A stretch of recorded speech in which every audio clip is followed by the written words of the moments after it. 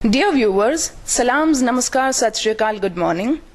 दोस्तों, आज फिर हम माजिद पारिख जी से बात करेंगे। सर, हमारे देश में फेक न्यूज चलती है और उस पर भरोसा करते हुए पैनिक मच जाता है। इसके बारे में आपका क्या कहना है? अभी अभी की बात है, हमारे देश के होम मिनिस्टर इज्जत माब श्री अमित शाह साहब के बारे में एक फेक न्यूज फैली कि उनकी तबीयत बहुत खराब है, जिसका क्लैरिफिकेशन देने के लिए वो खुद मीडिया में आए और इस फेक न्यूज का उन्होंने खंडन किया। हर किस्म के मीडिया में ये बहुत सारी फेक न्यूज चलती हैं जो भारत के समाज में एक ऐसी बेचैनी पैदा करती है जिसके नतीजे में सिवाय नफरतों के अंबार के कुछ भी हासिल नहीं होता। 3-4 दिनों में इन फेक न्यूज का खंडन जरूर आता है, लेकिन जो डैमेजेस और तबाही हो चुकी होती है उनको रिकवर कर पाना बहुत मुश्किल हो जाता है। इस पर पवित्र कुरान की एक आयत जिसमें इंसानी समाज को एक ऑर्डर दिया गया है, वो मैं कोट करूंगा। या अय्युहल्लज़ीना आमनू इन जाअकुम फासिकुम बिनबइन फतबय्यनु। ऐ अमन शांति के दावा करने वाले इंसानों, जब कभी तुम्हारे पास कोई बिन भरोसे की खबर आए तो उसे क्रॉस चेक कर लिया करो, उसकी जांच पड़ताल कर लिया करो।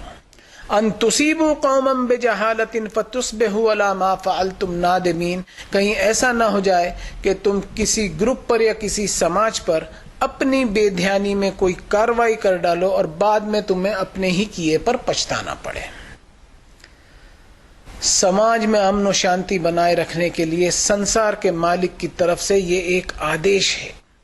जरूरत है कि हम हमारे भारत के सभ्य समाज की खबर लें और इसमें गलतफहमियों को न फैलने दें, जिसकी वजह से समाज में गाली गलोच और नफरतों का ऐसा माहौल बनते चले जा रहा है कि किसी की जबान पर काबू नहीं। किसी लिखने वाले ने बड़ी खूब बात लिखी है कि अल्फाज के घाव तलवार के घाव से ज्यादा गहरे होते हैं। तलवार के घाव तो एक बार भर जाते हैं, लेकिन शब्दों के घाव कभी नहीं भरा करते।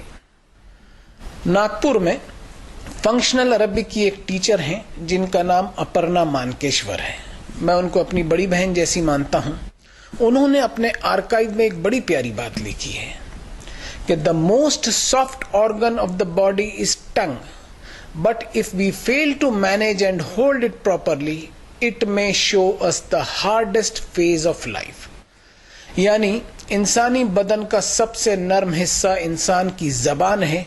अगर हम इसको काबू में नहीं रखेंगे तो जिंदगी में लोगों के लिए और अपने आप के लिए भी मुसीबत बनेंगे। ये जो मजहबी नफरतें फैल रही हैं, उस पर संत कबीरदास जी को मैं कोट करूंगा कि हिंदू कहे मोहे राम पियारा, मुस्लिम कहे रहमाना, आपस में दो लड़ी लड़ी मुए, मरम कोई न जाना। यानी हिंदू राम के भक्त हैं और मुस्लिम को रहमान प्यारा है।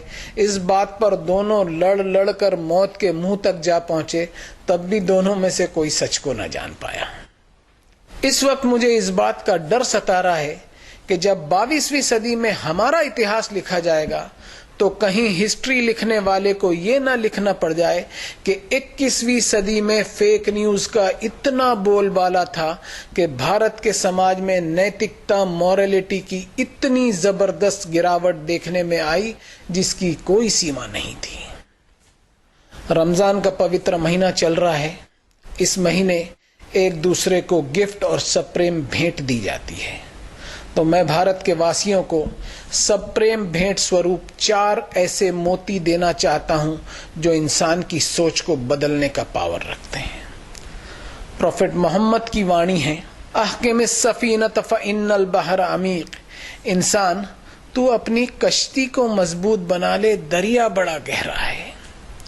खफ्फिफ ज़हरक फइन्नल अक़बत कऊद।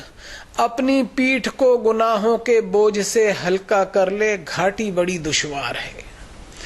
वस्तक्सिर ज़ाद फइन्न सफर तवील।